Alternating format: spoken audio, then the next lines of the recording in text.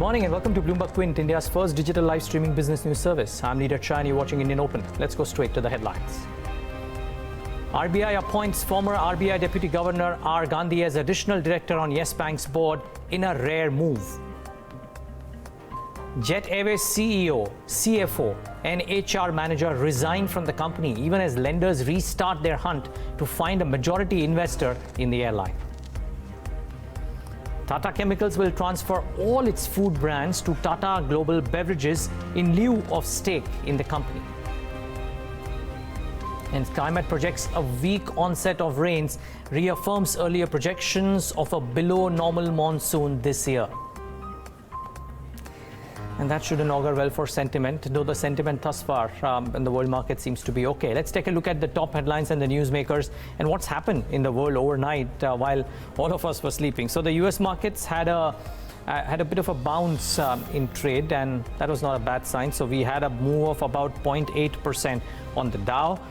We had a move of about 1.14% on the Nasdaq. Remember, the Nasdaq was the one that had corrected the most, and that has bounced back as well with gusto. Just about 1%, not in line of what happened day before yesterday when the crack was about 3% but there is a pullback in the world markets for sure. Now, a couple of things that you need to monitor. One, of course, that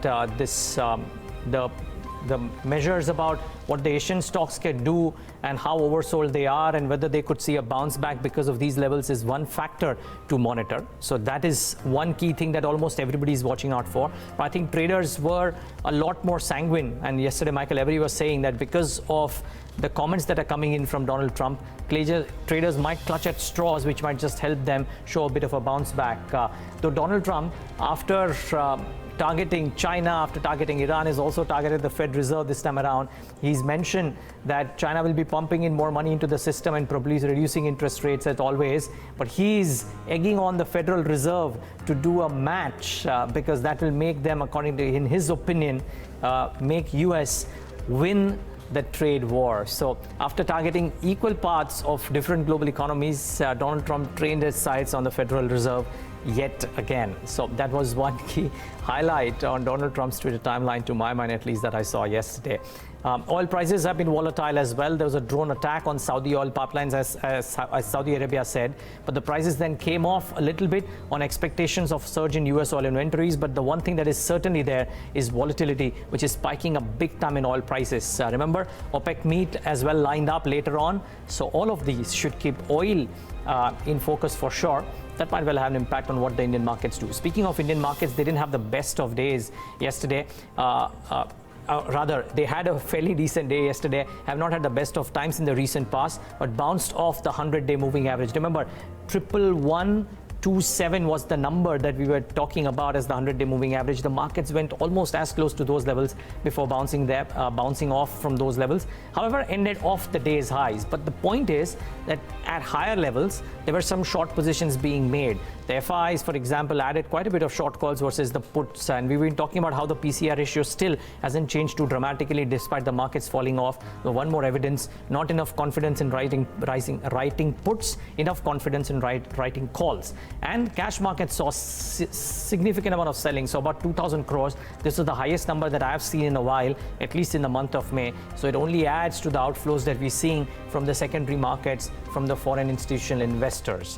Now, keeping in mind all of this, it's also important to monitor that while the markets will start off slightly flattish today, and Asia is a mixed bag, but the SGX Nifty gives that indication that the Nifty might start off slightly lower. It will be very, very stock specific in trade, and therefore the 4 or 5 key stocks that I thought are very important to highlight is what I want to bring out. Firstly, Yes Bank, and I'll talk about it in detail, but just keep this in mind. It's a rare move that RBI has appointed former Deputy Governor R. Gandhi as the additional director. So do watch out for Yes Bank.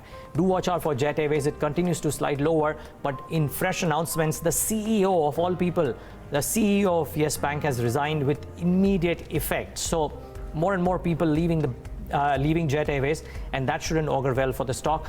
Pidilite. And the reason why this number is very important, because the market anticipated slightly weak numbers and the stock has been on a slightly corrective mode despite it being a relatively strong stock. But the domestic volume growth stood at a mere 2.5% versus estimates of 12 to 14%. So this has been a very worrying time for all fast-moving consumer good or consumption companies, but Pidilite domestic volumes were expected to be a lot stronger, and this is a dramatic drop. So it'll be important stock to highlight today and an important stock to monitor when the market opens for trade today.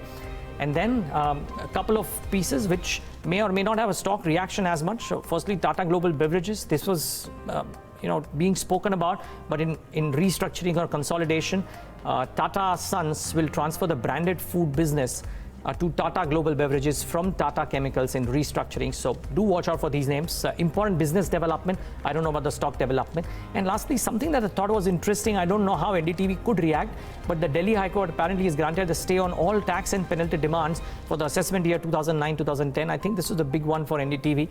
Let's wait and watch if the stock reacts in the session today or not.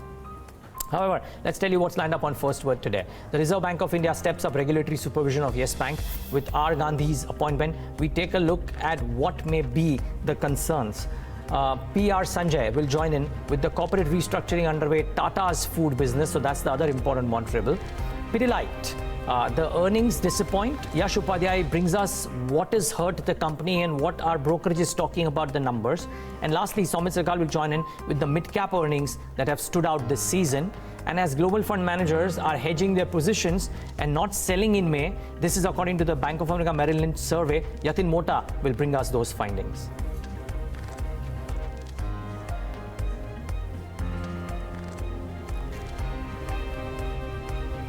Okay.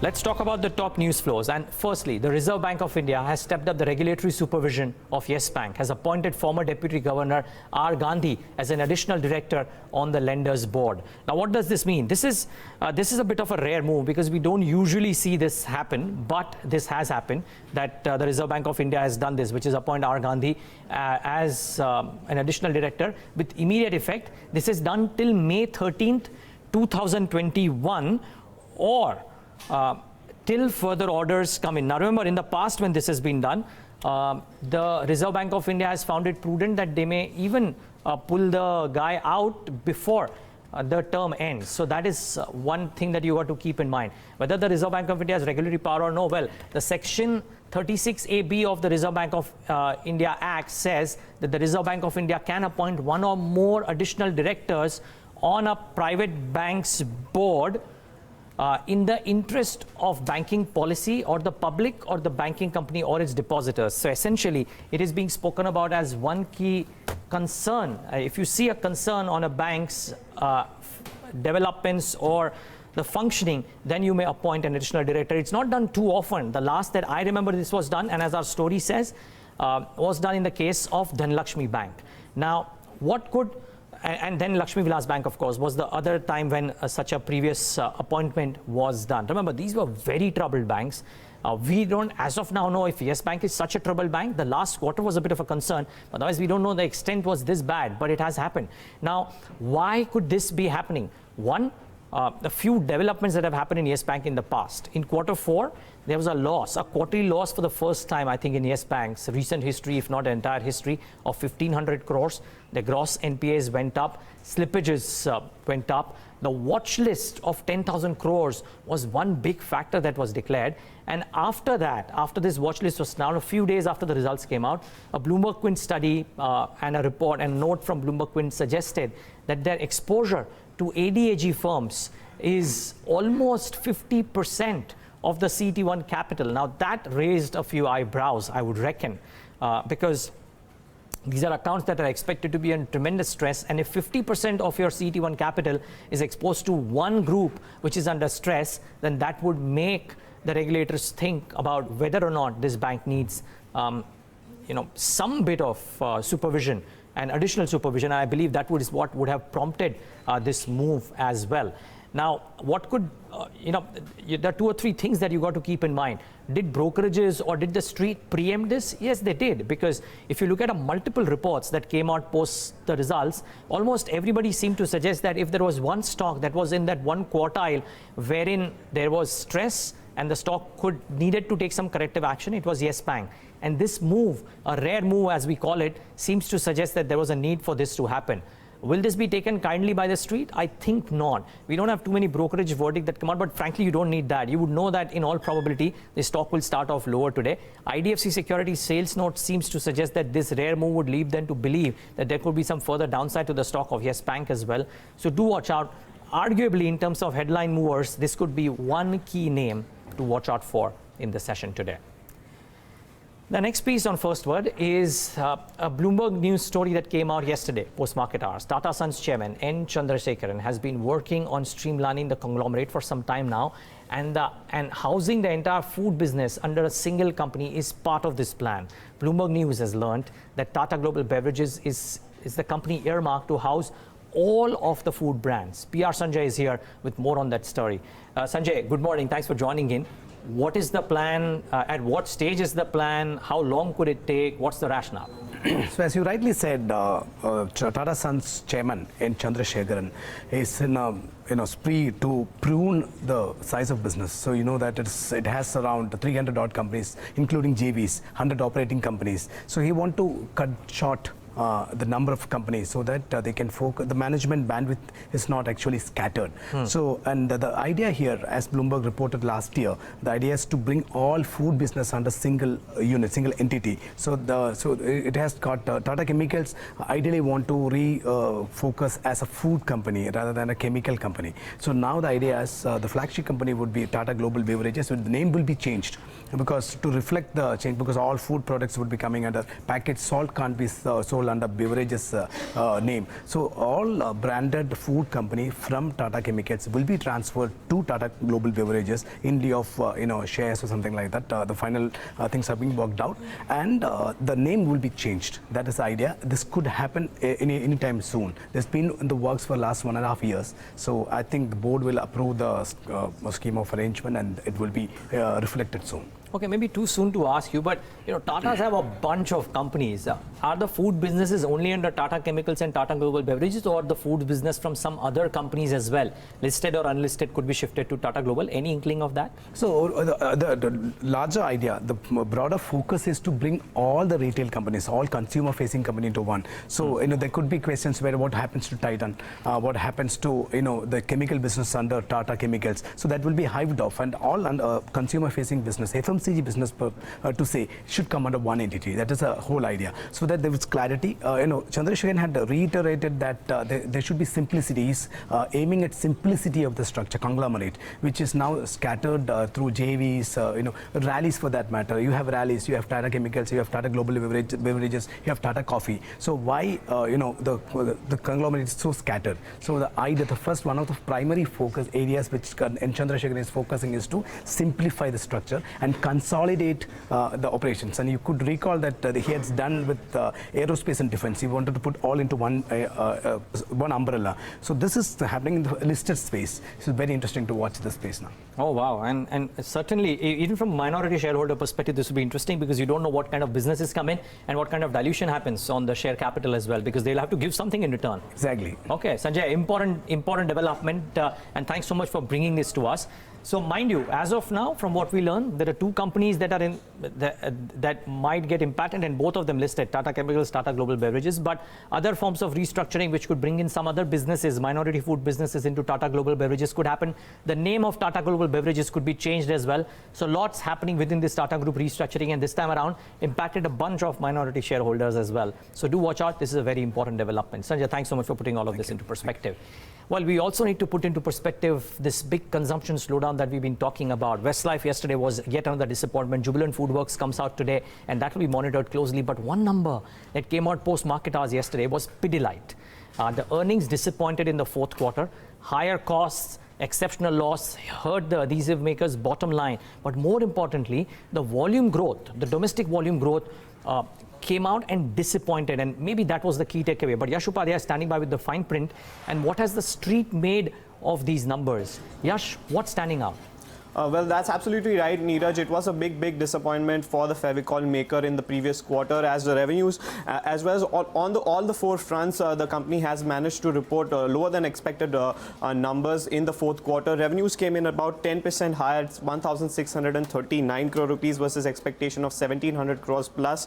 Net profit was down 4% to 235 crores, also on account of 11 crores of exceptional loss in the current quarter due to impairment of investments made by subsidiaries. EBITDA was only 2% higher, 279 crores versus expectation of 317 crores, and margins too at about 17% versus 18.5% in the same quarter last year. Now, the biggest disappointment has to be that of the volume growth, because for several quarters we've been hearing the management say that while the higher input cost has been impacting the margins, the volume growth and the demand situation in the domestic market, that has been a big positive. And after 6 consecutive quarters of double-digit volume growth in the domestic consumer and bazaar business, we've seen for the first time the company report a 2.5% volume growth according to a report from ICICI Direct. So that would be a big negative. The last time they did a lower number was in the first quarter of FY19, when the volume growth stood at minus 0.3%, which was mainly on account of destocking by dealers ahead of the rollout of GST.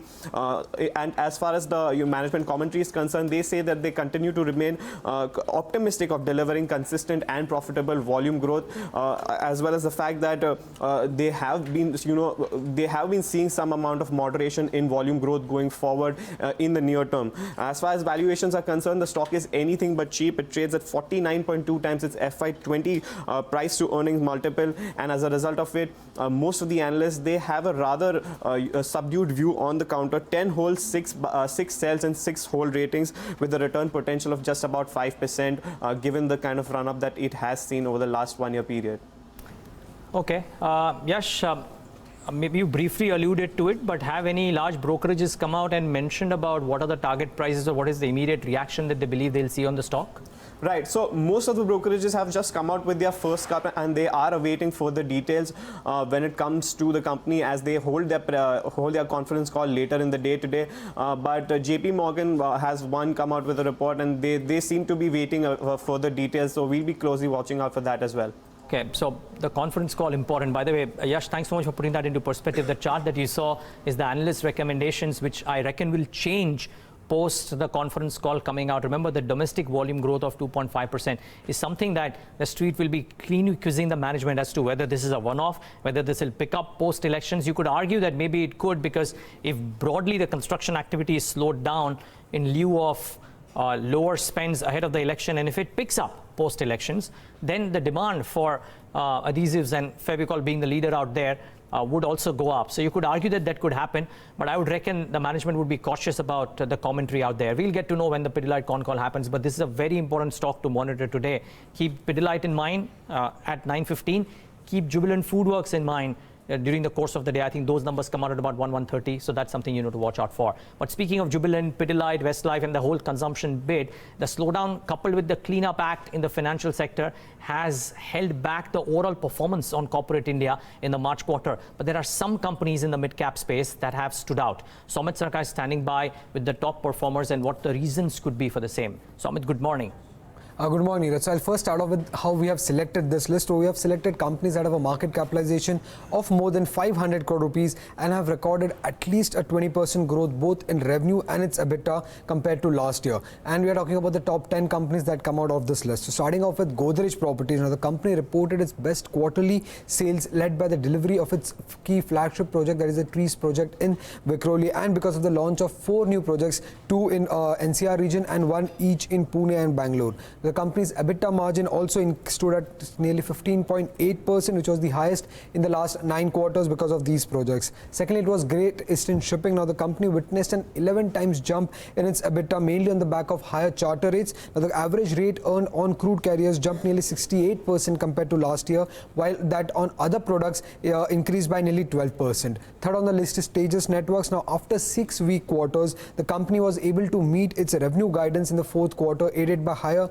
revenues coming in from the international market, which also aided the company's EBITDA in the fourth quarter of financial year 2019. Fourth on the list is DCM Shriram. Now, higher sugar and chemical segment revenues due to increased volume aided the company's growth in the fourth quarter. Now, chemical segment revenues increased because of the new capacity that was commissioned by the company, while the sugar revenues increased because of higher domestic and export sales in the fourth quarter.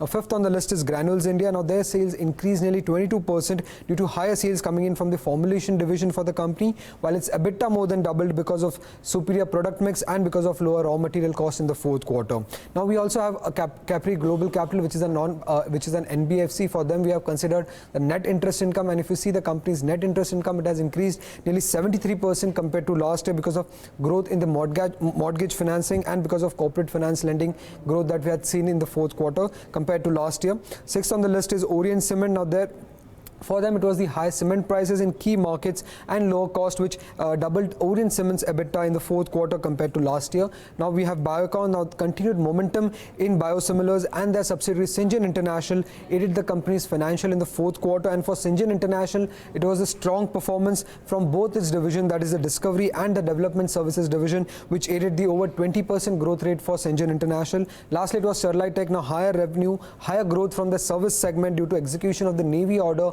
aided the 2 times jump in the company's revenue. However, the EBITDA growth rate came in at around 48% because of lower margin coming in from the service segment, but it still grew 48% compared to last year for Sterlite Tech. I dare say the fortunes on the stock have been conversely proportional to the company's performance. But Samit, thanks so much for putting that into perspective. Some interesting names, some which have done well, some which haven't. Godrej Properties too is off significantly from the highs that it clocked in at the time of the results or around those results times.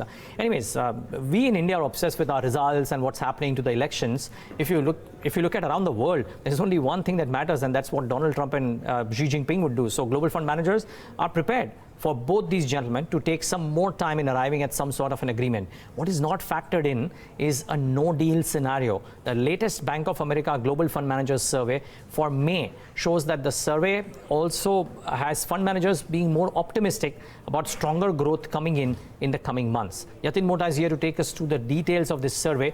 And Yatin, fairly valiant calls given the current market conditions. Clearly, Neeraj, and the biggest hangover or the biggest event that the fund managers are watching, according to the Bank of America Merrill Lynch survey, is the fact that the keen eye on the development, which is the trade war between US and China. Whether or not the deal goes through is a separate question, but no fund manager is prepared for a no deal between US and China. This means that the fund managers are positioning themselves that probably there could be some midway solution between the US and China as far as the trade war is concerned. They have been imposing heavy tariffs on each other when it comes to their exports and imports, but there is no scenario according to the survey wherein anybody is factoring in a no US-China deal. More importantly, given the uncertainties in Middle East, the uncertainties regarding trade war, a probable recession in the US, nearly 34% of fund managers are prepared and preparing themselves with some kind of a protection. In fact, 34% of the fund, money managers surveyed have bought portfolio hedges, which means that nearly 1/3 of the market participants are expecting some kind of volatility because of which they have been buying some protection for the portfolio. And nearly 70% or a majority of the fund manager at this point in time expect the US Federal Reserve rates to remain range bound for the next 12 months. So this is a broad takeaway as far as this global fund manager survey of Bank of America Merrill Lynch is concerned. In fact, if you look at the top sectoral plays also globally, we have seen technology, healthcare and discretionary. These are the three sectors wherein we are looking at some allocation which is happening in. So these are the top three sectors wherein a lot of allocation generally is happening from the fund manager side. As far as Bank of America Merrill Lynch bull and bear indicator is concerned, which is at 5.1% level, it generally indicates that there is little reason to buy in May. So the broad consensus really is coming in that a lot of events are lined up for the next 1 or 2 months, because of which fund managers activity is slightly lower or on the buying side we haven't seen much of activity seen there. And as usual, we also talk about the crowded trades that fund managers believe at this point in time, which is long US technology. Of course, tech is one of the top sector wherein allocation is happening in at this point in time. But if you look at the overcrowded trade, according to the survey, this is one of the overcrowded trades. Also, short European Union stocks is something which features at number 2 when it comes to the overcrowded trade. And finally, long US dollar is also one of those trades. Because of the ongoing tussle between US and China, there is volatility in currency, but long US dollar is something, again, which fund managers believe is a crowded trade at this point in time. Wait and watch, and a lot of people, I mean, maybe on the global front, long dollar might be a crowded trade. A lot of people, Yatin, yesterday have said that they expect the rupee to weaken quite considerably. So from the INR USD perspective, let's see if there is some downside for the rupee. But thanks so much for putting this into perspective. And as Yatin said, while we are obsessed with what's happening to the elections and results world over, there is only one mantra that everybody's chanting: what will happen to the trade war? Not surprising. That's all that we have on First Word today. We discuss all of this and more with a couple of market experts who join in later on. So Amit Khurana of Daulat Capital will be joining in 9 a.m. to talk about that. Foam and mattress makers are facing hard challenges due to consumption slowdown. We talk about that with Rahul Gautam of Sheela Foam. He's the managing director of the company. And consumption slowdown and how is it hurt Westlife? We decode those March quarter earnings with Amit Jatia of Westlife Development. But after this break, a full tilt towards the day's trade.